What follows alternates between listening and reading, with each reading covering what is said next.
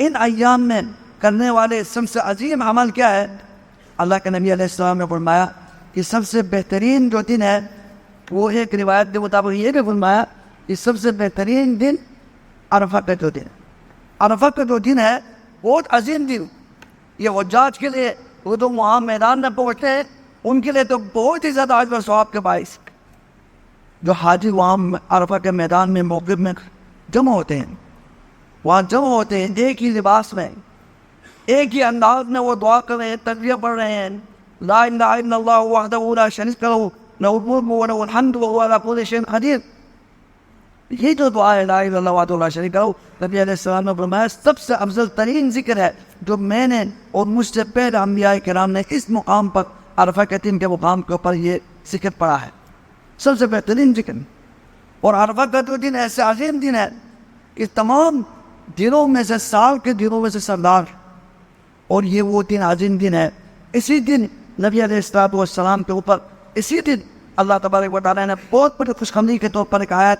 نازل فرمائی تھی، الیوم اکملت لکم دینکم واتممت علیکم نعمتی، آج میں نے تمہارے اوپر میں نے اپنے دین کو مکمل کر دیا، اپنے نعمتوں کی تکمیل کر دی، اور اسلام کو ایک دین کی حیثیت سے تمہارے اوپر تمہارے لیے میں راضی ہو چکا ہے۔ یہ جو عظیم جو دن یہ آیت ہے نا، اسی عرفہ کے موقع پر نبی علیہ السلام حجۃ الوداع کے موقع پر وہاں دعا کر رہے تھے، وہاں آپ وہاں موقع میں آپ کھڑے تھے، وہاں اللہ تبارک و تعالیٰ نے اس آیت کو نازل فرمایا۔ اسی دن ہمارا دین مکمل ہوا ہے، کتنا عظیم دن۔ اسی لیے ایک یہودی نے حضرت عمر سے کہا تھا کہ وہ تمہارے پاس، تم مسلمانوں کے پاس ایک آیت ہے، اگر یہ آیت ہم یہودیوں کے پاس ہوتی تو آپ اس دن کو، جس دن یہ آیت نازل ہوئی ہے اس دن کو آپ عید مناتے۔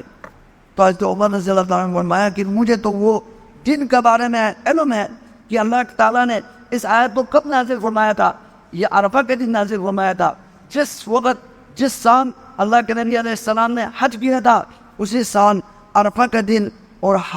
جمعہ کا دن موافق آیا تھا، وہی جمعہ کا دن بھی تھا، عرفہ کا دن بھی تھا۔ عرفہ اور جمعہ دونوں عید ہے، بلکہ یہ آیت تو خود اللہ تبارک و تعالیٰ نے ہمارے دو عیدوں کے دن، دو عید جمع ہو گئی تھی اسی دن اللہ تعالیٰ نے نازل فرمایا، دو عید کے دن نازل فرمائی۔ یہ خود ہی اللہ تعالیٰ نے اس آیت کو، اللہ تعالیٰ نے ہمیں عید منانے کی کیا ضرورت ہے، خود اللہ تبارک و تعالیٰ نے اس آیت کو دو عید کے دن، جو دو عید جمع ہو گئی تھی اسی دن نازل فرمایا تھا۔ تو یہ جو دن ہے عرفہ کا جو دن ہے حجاج کے لیے خاص طور پر بہت عظیم دن، بلکہ اللہ سبحانہ و تعالیٰ ان حجاج کے قریب آتے ہیں، قریب ان کا نزول ہوتے ہیں، قریب آتے ہیں، اور ان حجاج کے حوالے سے اللہ تبارک و تعالیٰ فرشتوں کے سامنے فخر کرتے ہیں، ماذا یرید ہؤلاء، اللہ فرماتے ہیں ماذا اراد ہؤلاء، یہ لوگ کیوں آئے ہیں، ان کا کیا ارادہ ہے۔ اللہ تبارک و تعالیٰ سب کے لیے بخش دیتے ہیں، سب کے لیے معاف کر دیتے، اور سب سے زیادہ جو جہنم سے لوگوں کو آزاد کیا جاتا ہے وہ عرفہ کا دن، اور شیطان اس دن ذلیل ہو جاتا ہے، سال بھر کی اس کی محنتیں اور کوشش جو انسان کو گمراہ کرنے کے لیے وہ محنت کر رہا تھا وہ سب ضائع ہو جاتی ہے۔ اور اللہ سبحانہ و تعالیٰ جو بھی دعا کرے اور وہاں موقع میں حج کے لیے پہنچ جائیں، اللہ تبارک و تعالیٰ ان کے لیے سب کے لیے عام مغفرت کر دے۔ لیکن ہمیں جو عرفہ کے دن ہم جو نہیں پہنچ سکتے، ان کے لیے کیا ہے کہ ہم اپنے اپنی جگہوں پہ کیا کریں، روزہ رکھیں،